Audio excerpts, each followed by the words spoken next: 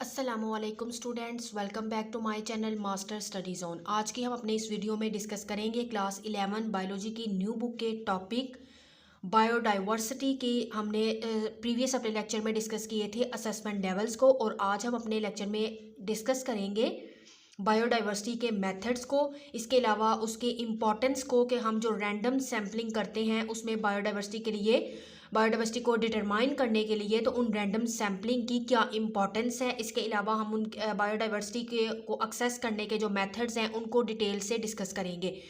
अपना lecture start करने से पहले मैं आपको बता दूं स्टूडेंट कि आपको मेरे प्रीवियस लेक्चर में कोई कन्फ्यूजन हो, आपका कोई क्वेश्चन हो, आप मुझे कमेंट सेक्शन में मैसेज करें। बायोलॉजी की बुक के अलावा आपको फिजिक्स और केमिस्ट्री की बुक में कोई प्रॉब्लम हो, किसी स्पेसिफिक टॉपिक पे लेक्चर चाहिए या उसकी एक्सरसाइज का आपको सोल्यूशन चाहिए, आप मुझे कमेंट सेक्शन में मैसेज करें। स्टडी के रिलेटेड आपकी जो भी प्रॉब्लम होगी इंशाल्लाह मैं उसको सॉल्व करने की पूरी कोशिश करूँगी। आज के अपने लेक्चर की तरफ चलते हैं। Importance of random sampling in determining biodiversity. Biodiversity को डिटरमाइन करने के लिए रैंडम सैम्पलिंग क्यों इंपॉर्टेंट है। रैंडम सैम्पलिंग एक बहुत फंडामेंटल तकनीक है जिसमें इकोलॉजिकल स्टडी करते हैं कि वो बायोडाइवर्सिटी को किस तरह एक्सेस कर सकें, बायोडाइवर्सिटी पर किस तरह से रसाई हासिल कर सकें एक स्पेसिफिक एरिया के अंदर।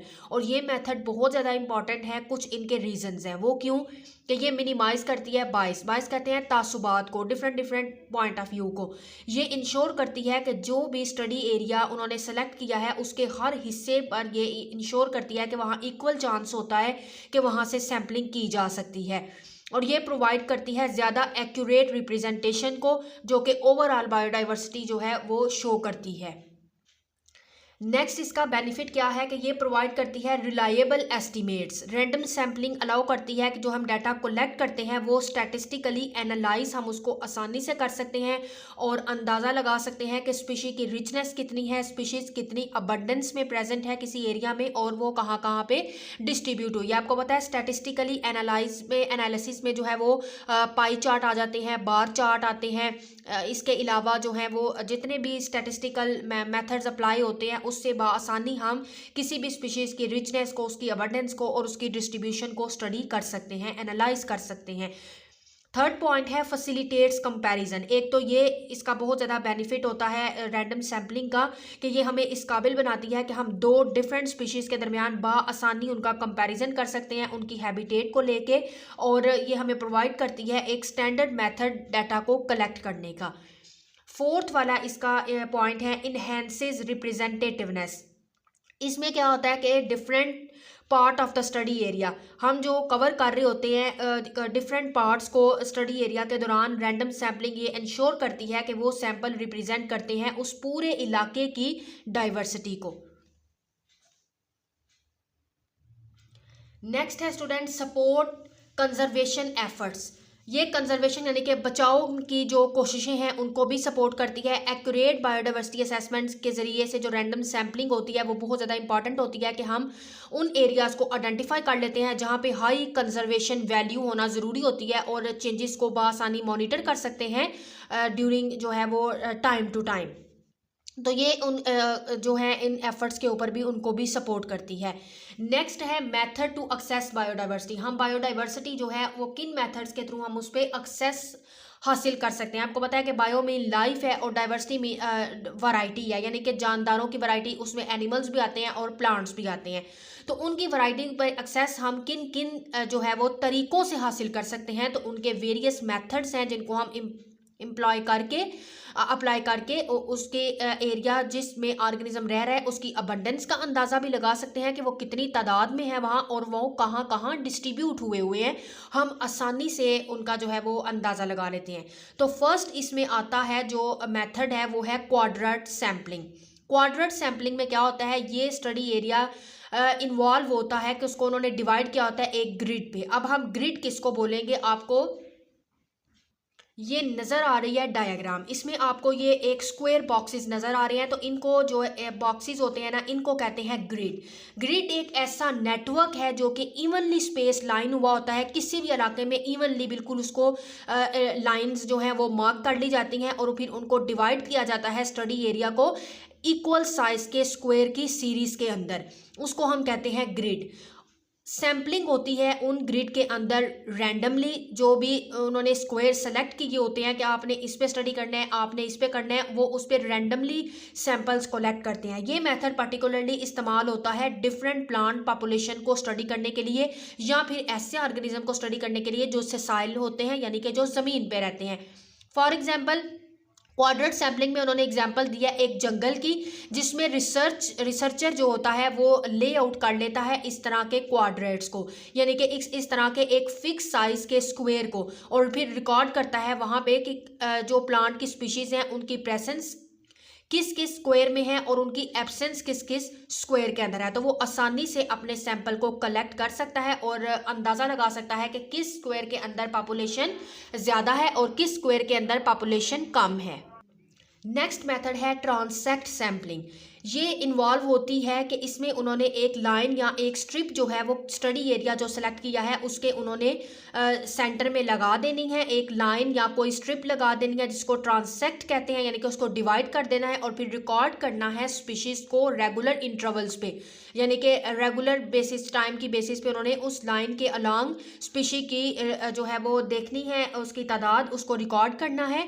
और ये मेथड बहुत ज़्यादा इफेक्ट होता है ऐसे एरिया को स्टडी करने के लिए जहाँ पे स्पीशीज़ की डिस्ट्रीब्यूशन जो है वो अक्रॉस इन्वायरमेंट फैली हुई होती है, किसी माहौल में वो फैले हुए होते हैं ऑर्गेनिज्म। जैसे कि कोस्टल जोन, साहली इलाकों में एक ट्रांसेक्ट एक लाइन जो है उसको वो लगा देते हैं, एक एरिया मार्क कर लेते हैं और वहाँ पे जो हाई टाइड आती है, high tide line to low tide line, तो वो इस तरह से वो जो है देख सकते हैं, ऑर्गेनिज्म की टाइप्स को रिकॉर्ड कर सकते हैं, उसकी अबंडेंस को देख सकते हैं।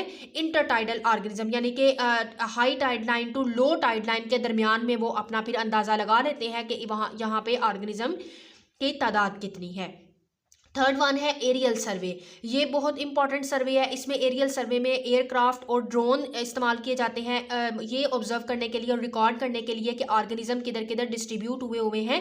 और ये ज़्यादातर एरियल सर्वे इस्तेमाल किया जाता है लार्जर एरियाज़ में। फॉर एग्जांपल कि वो यूज़ करते हैं उनके ट्रैक को कि वो कहाँ कहाँ डिस्ट्रीब्यूट हुए हैं, बर्ड के ट्रैक को, उनकी स्पीशीज़ को कि ये कहाँ कहाँ तक डिस्ट्रीब्यूट हुई हैं, वो उनके ट्रैक को ऑब्जर्व करेंगे। Across a large wetland area भी हो सकता है और इस तरह से वो मॉनिटर करेंगे। एक लार्जर मैमल पॉपुलेशंस को भी एरियल सर्वे के थ्रू मॉनिटर किया जाता है, जैसे कि उन्होंने बताया स्वानाज में। ये एक ट्रॉपिकल और सब ट्रॉपिकल रीजन है जो कि अफ्रीका, साउथ अमेरिका और एशिया का है और ये एक वास्ट ग्रासलैंड है जिसके अंदर मैमल्स की पॉपुलेशन बहुत ज़्यादा तादाद में है और उसको एरियल सर्वे के थ्रू मॉनिटर किया जाता है। नेक्स्ट है student method to assess abundance, कि किन मेथड्स के थ्रू जो है वो अबंडेंस पे असेस जो है वो हासिल कर सकते हैं। तो फर्स्ट वन है point counts. Point counts involve होता है जिसमें ऑब्जर्व किया जाता है और रिकॉर्ड किया जाता है किसी भी स्पीशीज़ के इंडिविजुअल को एक फिक्स्ड पॉइंट से लेके फिक्स्ड पॉइंट पे स्पेसिफाइड पीरियड्स तक। और इस मेथड में कॉमनली जो है वो यूज़ किया जाता है, ये मेथड कॉमनली बर्ड्स और अदर जो मोबाइल एनिमल्स हैं, यानी कि जो माइग्रेशन करते रहते हैं एक जगह से दूसरी जगह, ऐसे एनिमल्स के को इस मेथड के थ्रू जो है उनको रिकॉर्ड किया जाता है और उनके नंबर ऑफ इंडिविजुअल्स को ऑब्जर्व किया जाता है। नेक्स्ट है मार्क रिकैप्चर। ये इन्वॉल्व होता है कि कैप्चर करने में, मार्किंग करने में और फिर कैप्चर करने के इंडिविजुअल को पकड़ते हैं और देन उसको मार्क करके रिलीज कर देते हैं इंडिविजुअल को किसी भी स्पीशीज़ के, और देन उसको रिकैप्चर करते हैं कुछ टाइम के बाद और एस्टिमेट करते हैं उसकी पॉपुलेशन का साइज़ कितना हो गया, उसकी डेंसिटी कितनी है। और ये मेथड भी ज़्यादातर जो है वो इस्तेमाल होता है उन एनिमल्स के लिए जो कि डिफ़िकल्ट होते हैं कि उनको डायरेक्टली काउंट किया जाए, तो इस वजह से वो उनको मार्क करके या कैप्चर करते हैं, उनकी मार्किंग करते हैं और देन उनको रिलीज़ कर देते हैं और फिर कुछ अरसे के बाद उनकी पॉपुलेशन के साइज़ को एस्टिमेट करते हैं।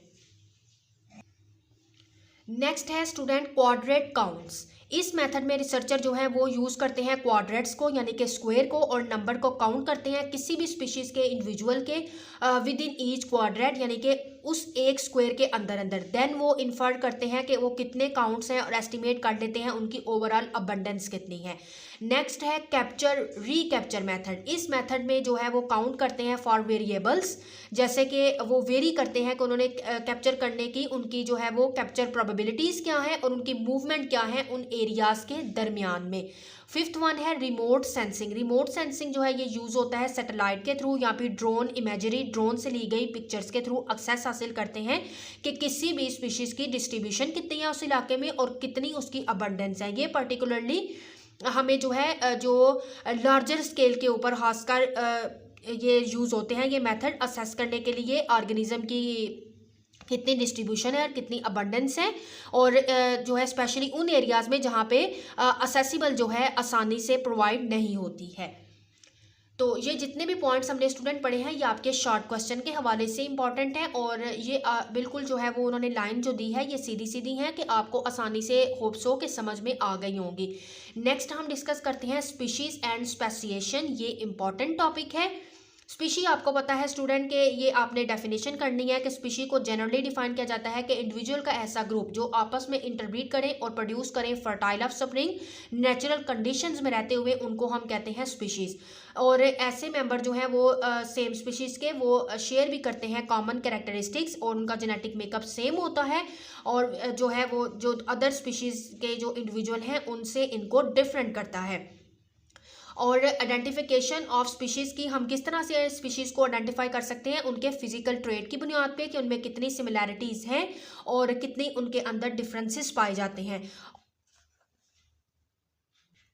और इसके अलावा हम एग्जिस्टेंस देखते हैं क्रिप्टिक स्पीशीज़ की, यानी कि जो जेनेटिकली डिस्टिंक्ट ग्रुप से ताल्लुक़ रखती हैं लेकिन मॉर्फोलॉजिकली आइडेंटिकल होते हैं। ये ऐसे ऑर्गेनिज्म होते हैं जो कि सिमिलर होते हैं बाय अपीयरेंस, लेकिन जेनेटिकली वो डिस्टिंक्ट होते हैं, डिफरेंट होते हैं। जर्मन अमेरिकन बायोलॉजिस्ट जो अर्नेस्ट मेयर था उसने जो है वो जोर दिया था रिप्रोडक्टिव आइसोलेशन के ऊपर, और इस कंसेप्ट के मुताबिक जो है वो स्पीशीज़ क्या हैं, ग्रुप्स हैं जिसमें इंटरब्रीडिंग नेचुरल पॉपुलेशन, जिसमें जो है वो स्पीशीज़ जो है वो इंटरब्रीड करती हैं नेचुरल पॉपुलेशन के अंदर रहते हुए, और डिफरेंट स्पीशीज़ के मेंबर जो हैं वो टिपिकली मेट नहीं करते और प्रोड्यूस करते हैं वायबल फर्टाइल ऑफस्प्रिंग। इस तरह के वो जो है ना तो वो वायबल और फर्टाइल ऑफस्प्रिंग प्रोड्यूस करते हैं और ना ही डिफरेंट स्पीशीज़ के मेंबर आपस में मेटिंग करते हैं। स्पेसिएशन क्या है? स्पेसिएशन एक एवोल्यूशनरी प्रोसेस है जिसमें न्यू स्पीशीज़ अराइज होती हैं कॉमन एंसेस्टर से, यानी कि अपने काम जो उनके पीछे आबाओ अजदाद हैं उनसे उनके कुछ फीचर्स मिलते हैं। ये इन्वॉल्व होती है जिसके अंदर जेनेटिक चेंजेस जो है वो अक्यूमुलेशन आती है, और इसके अलावा पॉपुलेशंस के दरमियान में रिप्रोडक्टिव आइसोलेशन भी आती हैं, यानी कि वो रिप्रोडक्टिवली जो है वो अलग होती हैं, आइसोलेट होती हैं। और इनके सेवरल मैकेनिज्म है स्पेसिएशन के, जैसे कि एलोपैट्रिक स्पेसिएशन है, पेरीपैट्रिक है, पैरापैट्रिक है और सिम्पैट्रिक स्पेसिएशन है। तो इनको हम वन बाय वन डिस्कस करते हैं। एलोपैट्रिक स्पेसिएशन क्या है? इसके अंदर यह है कि ऑर्गेनिज्म जियोग्राफिकली आइसोलेशन में होते हैं, जियोग्राफिकली वो अलग अलग रह रहे होते हैं। जेनेटिक डाइवर्जेंस आती है जिसके अंदर म्यूटेशन भी हो सकती है, और नेचुरल सिलेक्शन के थ्रू भी उनके अंदर जेनेटिकली चेंजेस आ सकते हैं। रिप्रोडक्टिवली भी वो आइसोलेट होते हैं, और फॉर्मेशन होती है न्यू स्पीशीज़ की। एलोपैट्रिक स्पेसिएशन में क्या होता है कि इसमें पॉपुलेशन जियोग्राफिकली सेपरेट होती है, दो या दो से ज़्यादा ग्रुप्स के अंदर अलग हुई होगी, और वो ग्रुप्स जो है वो एक्सपीरियंस करते हैं डिफरेंट इन्वायरमेंट्स के साथ और इंडिपेंडेंटली रहते हैं। जब टाइम गुजरता है डिफरेंसेस जो हैं वो अक्यूमुलेट होते हैं और वो एक बन जाते हैं बिकम आ सिग्निफिकेंट, खास एक अलग से एक स्पीशी बनती है जो कि प्रिवेंट करते हैं फिर इंटरब्रीडिंग को, इवन कि उनके अंदर जियोग्राफिकल बैरियर को रिमूव भी कर दिया जाए। जो जियोग्राफिकल बैरियर उनके अंदर थे और वो स्पीशीज़ अलग अलग हो गई थी, अब उन बैरियर्स को अगर हम हटा भी देंगे तो वो इंटरब्रीड आपस में नहीं करेंगे क्योंकि वो अलग अलग माहौल में पले बड़े हैं। इसकी एग्जाम्पल स्पेसिएशन की ऐसी है जो कि डार्विन ने फिंचिस पर ऑब्जर्व की थी गैलापागोस आइलैंड में, जहाँ पे उसने डिफरेंट पॉपुलेशन देखी थी फिंचिस की, जो कि जियोग्राफिकली एक दूसरे से बिल्कुल अलग हो गए थे, मेल लैंड से अलग हो गए थे वो, और इवॉल्व हो गए थे एक डिफरेंट स्पीशीज़ के अंदर, और उनके अंदर जो है वो स्पेशलाइज्ड बीक उन्होंने अडॉप्ट कर ली थी डिफरेंट अपनी फूड की हैबिटेट के अकॉर्डिंग। यानी कि उसने 14 फिंचेस को ऑब्जर्व किया था और वो 14 फिंचेस मेन लैंड में ही रहती थी, लेकिन जियोग्राफिकली जब वो अलग अलग हो गए उनकी बीक में एवोल्यूशन आई, उनकी बीक चेंज हो गई। तो कुछ जो है वो ग्राउंड नट्स खाते थे, कुछ हार्ड नट्स खाते थे, कुछ जो है वो पौधों के ऊपर जो नट्स लगे होते थे उनको खाते थे, कुछ नरम नट्स खाते थे, कुछ सख्त खाते थे। मतलब कि इस तरह उन्होंने अपने फूड की जो है वो जो भी उनको उनकी बीक के अकॉर्डिंग उन्होंने अपने फूड को सिलेक्ट कर लिया था। तो उनके अंदर डिफरेंट फूड उनकी जो है वो सोर्स था उनका फूड, तो इस वजह से उन्होंने अलग अलग जो है वो अपनी फूड का सोर्स भी अलग था उनका। और इसी वजह से वो ये इधर कह रहे हैं कि एलोपैट्रिक स्पेसिएशन में जब किसी भी स्पीशीज़ को हम डिफरेंट हो जाती है, वो आइसोलेट हो जाती है, तो उसके अंदर हम जियोग्राफिकल बैरियर को रिमूव भी कर दें तब भी वो इंटरब्रीडिंग को प्रिवेंट करती हैं। होप सो कि आपको एलोपैट्रिक स्पेसिएशन की अच्छे से समझ आ गई होगी। जी नेक्स्ट है स्टूडेंट पेरीपैट्रिक स्पेसिएशन। ये इन्वॉल्व होती है एक small isolated population at the edge of the larger population, यानी कि एक लार्जर पॉपुलेशन होती है, उसकी एज से थोड़ी सी पॉपुलेशन जो है वो अलग हो जाती है। इसको आपको बआसानी इस चीज़ की समझ आ सकती है अगर हम इसको डायग्राम के थ्रू समझेंगे। जी ये देखें स्टूडेंट, जो हमने सबसे पहले एलोपैट्रिक स्पेसिएशन को डिस्कस किया था वो ये देखें, ये एक लार्जर पॉपुलेशन थी। लार्जर पॉपुलेशन जियोग्राफिकली सेपरेट हो गई, यानी कि ये पॉपुलेशन अलग हो गई एनिमल्स की, इधर पॉपुलेशन एनिमल्स की अलग हो गई। अब इन दोनों, ये दोनों जो हैं ये अलग अलग इन्वायरमेंट में पले बड़े, इनके फूड रिसोर्सेज अलग अलग थे, ये आइसोलेट थी। अब अगर हम इनके अंदर वो बात करते हैं कि जियोग्राफिकल बैरियर हटा भी दे तो ये आपस में प्रिवेंट करते हैं इंटरब्रीडिंग को, क्योंकि इनके अंदर स्पेसिएशन ये है कि ये जो न्यू स्पीशीज इवॉल्व हो गई हैं और ये अलग अलग जो है वो इन्वायरमेंट में रहती हैं। इसी तरह से अब नेक्स्ट है पेरीपैट्रिक, जिसको हम डिस्कस करेंगे। वो यही कहते हैं कि ये किस में इन्वॉल्व होती है कि एक लार्जर पॉपुलेशन है, ये देखें, एक लार्जर पॉपुलेशन के एज से बिल्कुल एक स्मॉलर पॉपुलेशन आइसोलेट हो जाती है और वो स्मॉलर पॉपुलेशन जो है वो रैपिडली उसके अंदर एवोल्यूशन। जी तो इनके अंदर जो है एवोल्यूशनरी चेंजेस बहुत तेज़ी से हुई और इस वजह से ये जो है ओरिजिनल पॉपुलेशन से डाइवर्स हो गई, यानी कि ओरिजिनल पॉपुलेशन से ये अलग हो गई है। एक न्यू जो है इसने अपनी इसकी जो है एक न्यू स्पीशीज़ जो है वो बन गई है। और इसी तरह से इसकी एग्जांपल जो है वो देखने में मिलती है जो है वो गैलापागोस आइलैंड के ऊपर ही, यानी कि small founding population can be seen in island species. Island species के अंदर ही इसकी जो है वो स्मॉलर पॉपुलेशंस कुछ जो हैं वो देखने में मिली कि वो इस तरह से अपनी एक लार्जर पॉपुलेशन से बिल्कुल आइसोलेट हो गई पॉपुलेशन और उसके अंदर रैपिडली एवोल्यूशनरी चेंजेस आए और अब वो एक अलग जो है वो स्पीशी में चेंज हो गई। और ये इस तरह से क्यों होता है कि न्यू स्पीशीज़ के अंदर एवोल्यूशन आती है?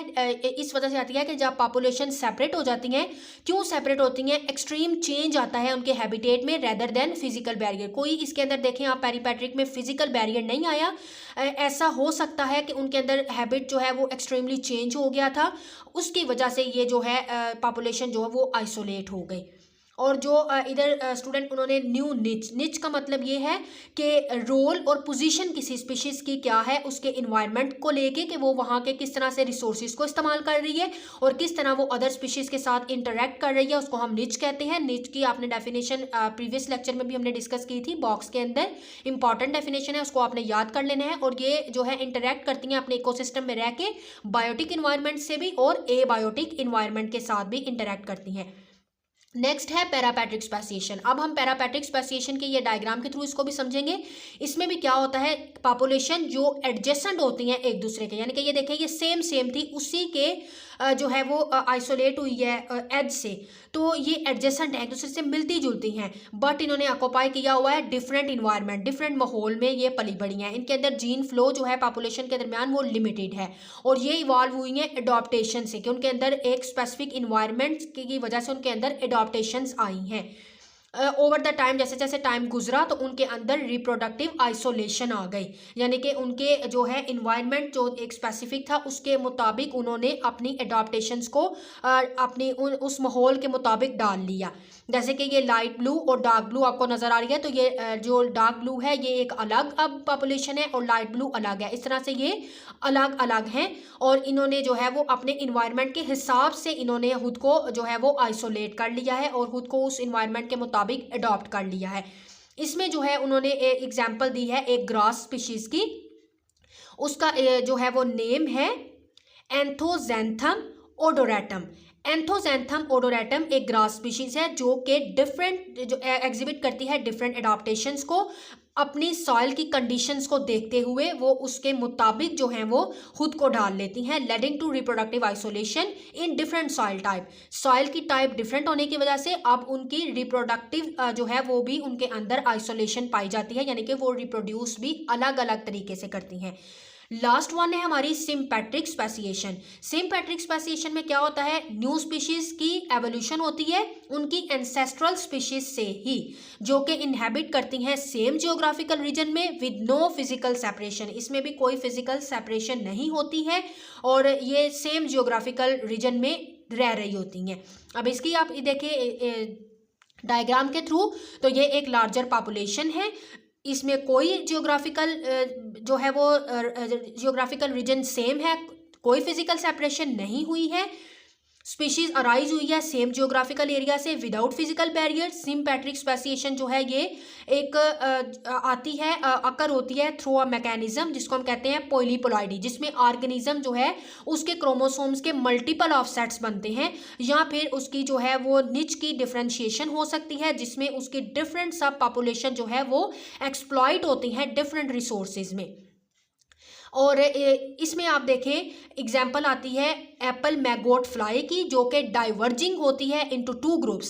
दो ग्रुप्स में वो डाइवर्ज हो जाती है, दो ग्रुप्स में डिवाइड हो जाती है और प्रेफर करती है अपने डिफरेंट होस्ट ग्रुप को। तो ये एग्जाम्पल थी हमारे पास सिम्पैट्रिक स्पेसिएशन की और ये डायग्राम के थ्रू हमने समझा। होप सो कि आपको इन स्पेसिएशन की बहुत अच्छे से समझ आ गई होगी और ये टॉपिक बहुत ज़्यादा इंपॉर्टेंट है लॉन्ग क्वेश्चन के हवाले से। और पीछे जो हमने अपने लेक्चर में स्टडी किए हैं ये वाले मेथड्स, जिसमें quadrat sampling, transect sampling, aerial survey, ये मेथड इंपॉर्टेंट है शॉर्ट क्वेश्चन के हवाले से। और जो हमने ये इंपॉर्टेंस स्टडी की है ये भी शॉर्ट क्वेश्चन के हवाले से ही इंपॉर्टेंट है। जी स्टूडेंट, तो हमारा बायो का फर्स्ट ईयर बायोलॉजी की न्यू बुक का चैप्टर 1 आज के लेक्चर में हमारा कंप्लीट हो गया है। इंशाल्लाह हम अपने नेक्स्ट लेक्चर में इसकी एक्सरसाइज को सॉल्व करेंगे, जिसमें मल्टीपल चॉइस क्वेश्चन को, इसके शॉर्ट क्वेश्चन को और लॉन्ग क्वेश्चन को मैं आपके साथ डिस्कस करूंगी कि आपने इसमें से कितना लिखना है। और इसके अलावा हम डिस्कस करेंगे इसके साथ विद इन चैप्टर्स कौन से शॉर्ट क्वेश्चन इंपॉर्टेंट है, कौन से टॉपिक आपने एज अ लॉन्ग प्रिपेयर करने हैं। आपको आज की वीडियो अच्छी लगे, वीडियो को लाइक करें, अपने फ्रेंड्स के साथ ज़्यादा से ज़्यादा शेयर करें और साथ ही मेरे चैनल को सब्सक्राइब कर लें ताकि इसी तरह के इन्फॉर्मेटिव लेक्चर्स आप तक पहले पहुंच सके और फर्स्ट ईयर के रिलेटेड अपडेट भी आपको जो है वो पहले मिल सके। मिलेंगे अपने नेक्स्ट लेक्चर में, तब तक के लिए अल्लाह हाफिज़।